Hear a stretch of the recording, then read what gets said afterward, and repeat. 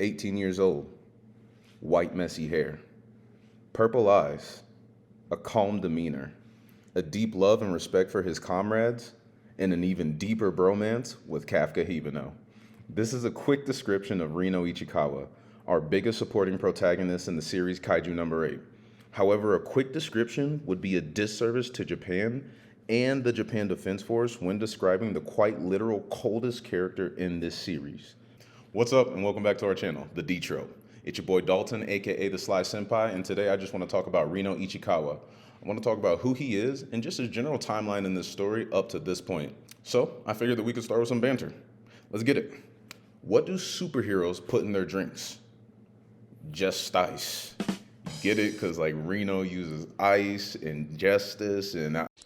Oh, brother, this guy stinks! So Reno steps into the scene looking to work for the professional Kaiju cleaning company.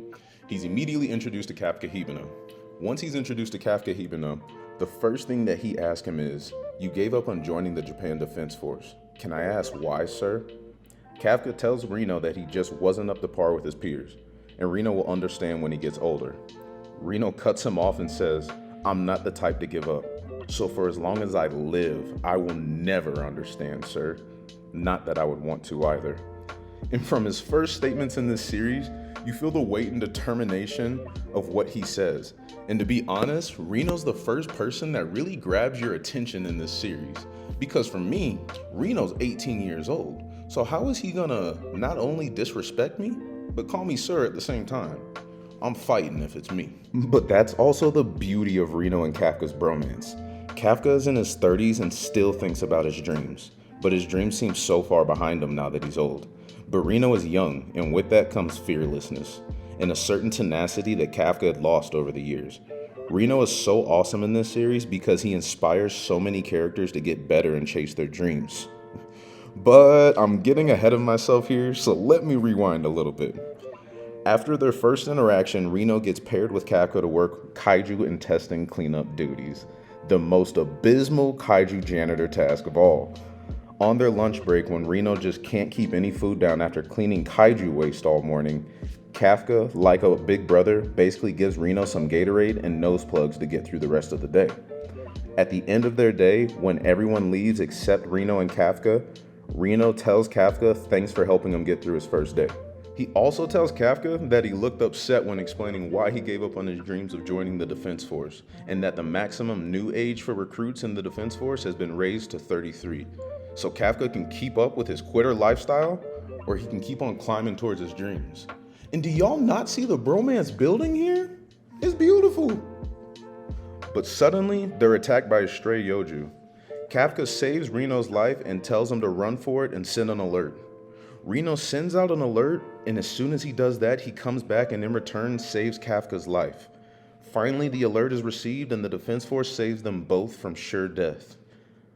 As they're both in the hospital that night recovering, Reno finally convinces Kafka to join the Defense Force. Here, they both agree that they are going to try to join the Defense Force before, well, you know what happens to Kafka. Kafka gets Kaijuified. Is that even a word?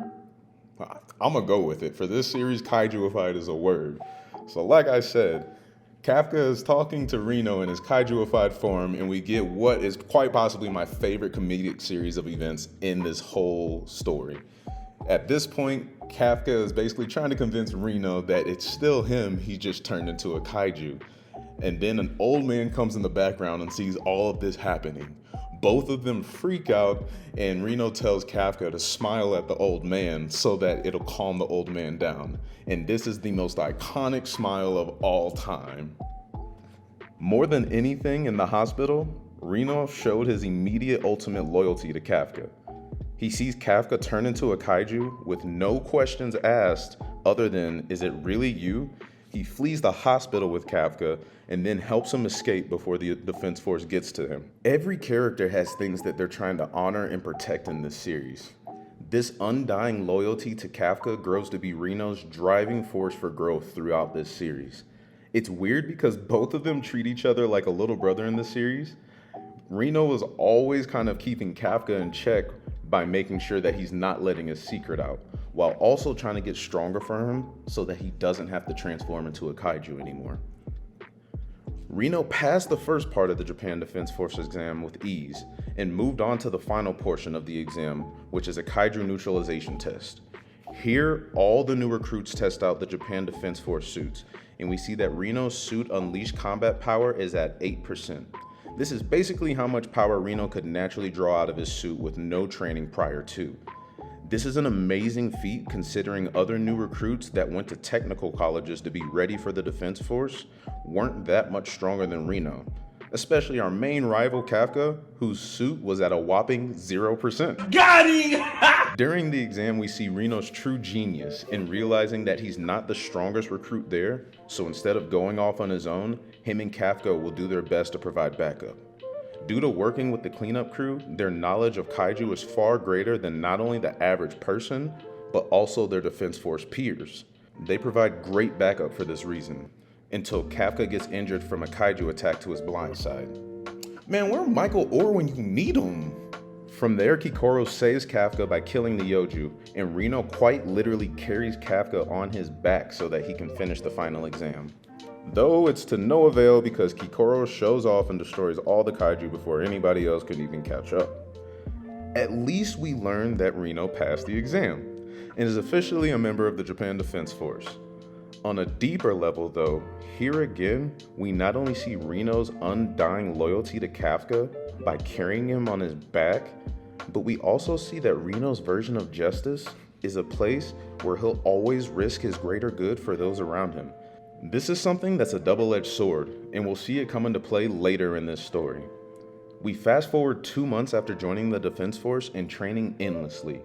The 3rd Division is approaching their first mission with the new recruits, and we see that Reno's suit output has now climbed all the way up to 18%. Even Vice Captain Hoshina of the 3rd Division notes how impressive of improvements Reno has made so quickly, while at the same time Iharu is off somewhere playing the world's smallest violin, because he's Vegeta and Reno is Goku. On our first mission, Reno wastes no time in showing his 2-month growth. Cool and composed, he decimates a bigger Yoju by himself, leaving Iharu saying, "Nani?" Reno also says that he swapped out his ammunition burst rounds for freezing rounds. All this growth in such a short period, and all of it boils down to the fact that he doesn't want his best little friendo to have to transform into a kaiju. Why, you ask? Because Reno's a real nigga and a friend. He knows being in the Defense Force is Kafka's dream. He'll do whatever he can to protect that dream for Kafka, and it's shown time and time again in this series. After wiping out some Yoju, Reno finds himself alongside Iharu to face Kaiju number 9 in human form. 9 shoots Iharu, wounds him badly, and then transforms into his Kaiju form. It's here that we see Reno in his bag, because he has one of the hardest moments in the series so far. 9 shoots Reno in his leg, but it's an indirect hit. Even Kaiju number 9 is wondering why his shot is inaccurate, questioning himself only to realize that my dog Reno is quite literally dodging Kaiju bullets being shot at him. He dodges bullets and counterfires back, and then tells Iharu to fall back and get help. Reno then tells us his ninja way. To the reader, Reno says, "It doesn't get any scarier than this. This thing took Kikoru of all people. I don't stand a chance against it. But the kind of officer I strive to be is one who can lay his life on the line to protect one of his own at a time like this. And bro, when I say goosebumps," then dipping, ducking, and dodging and shooting at number 9, Reno charges in. Here, he almost gets killed before Iharu swoops him to save him. Reno tries to take one last shot with everything he has, only to realize, just like he knew, he's far too weak to fight number 9. And that's when we see Reno down bad for the first time in the series. 9 shoots Reno time after time after time after time, to the point where Reno can barely move his body. As a Reno fanboy, this part was hard to read. Then Kafka saves us. Thank you, Shonen. Wait, hold up.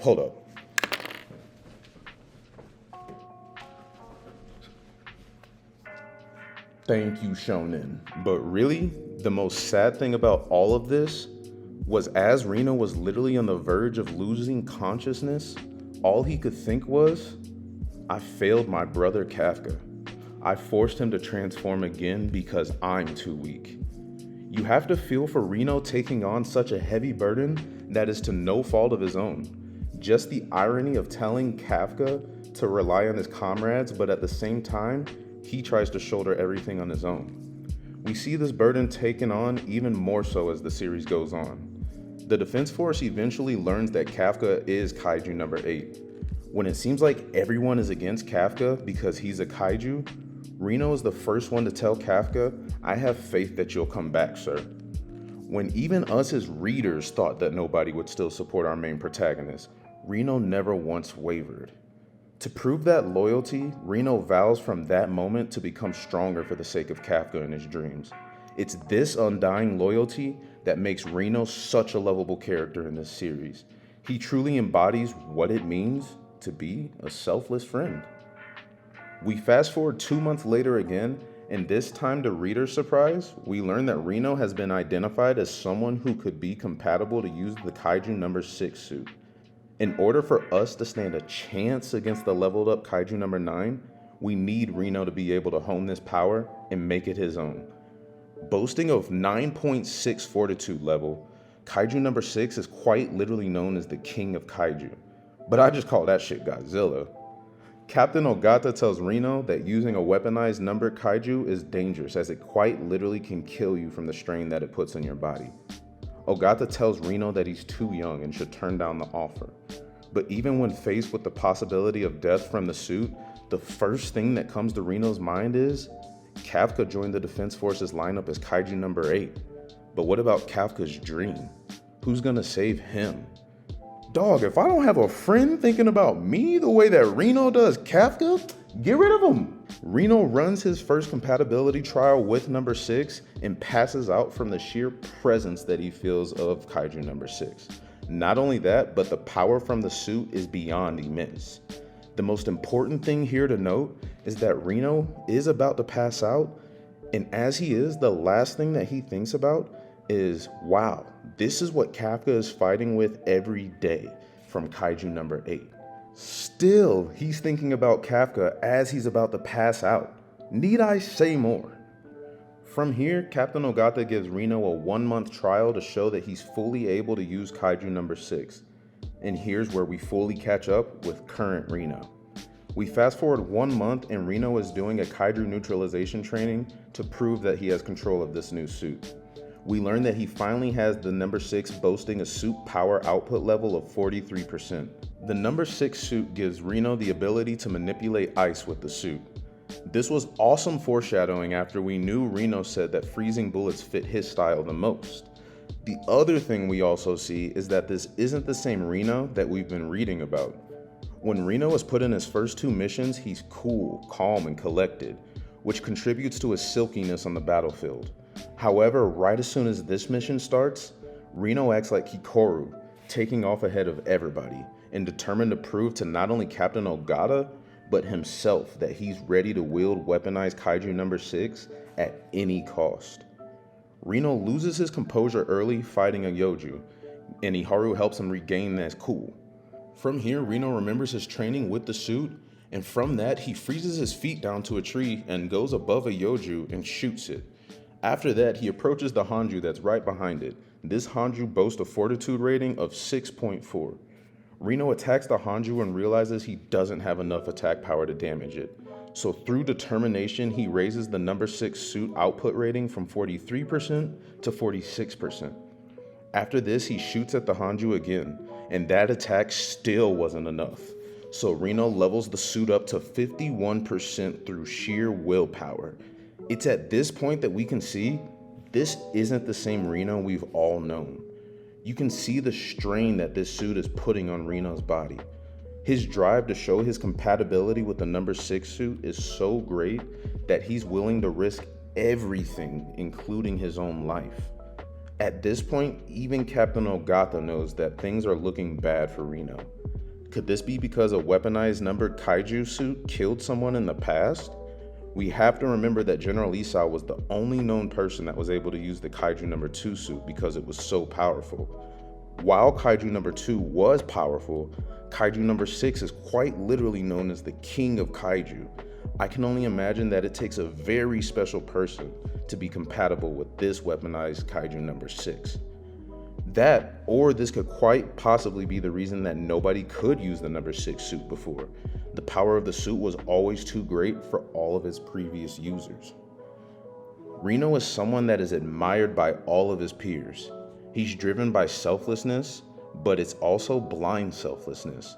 It comes at major cost to himself, but in his own mind, does the cost matter if he's saving not only lives, but more importantly, Kafka's dreams? Due to the admiration peers have for Reno and his drastic growth, it only makes those around him want to grow stronger and chase their own dreams. Reno has a natural pull to him. Not only this, but exhibits all the early natural traits of an early leader. He will have to master Kaiju number 6 suit, and also learn to depend on those around him. Once he does, over time, Reno will grow to be a captain, but he won't stop there. One day, we'll call Reno Director General. But until then, I'm just gonna keep enjoying this series, one chapter at a time. And Reno, quit being so damn reckless. I'm worried like a mom. But anyways, I don't have nothing else to say about Reno. If you have any thoughts about him, please be sure to leave some comments down below. If you like the video, please do throw a like. Subscribe to the channel. I love to talk about Kaiju. Let me know some other topics you want to hear. And besides that, it's been your boy Sly Senpai, and I'm out. Peace.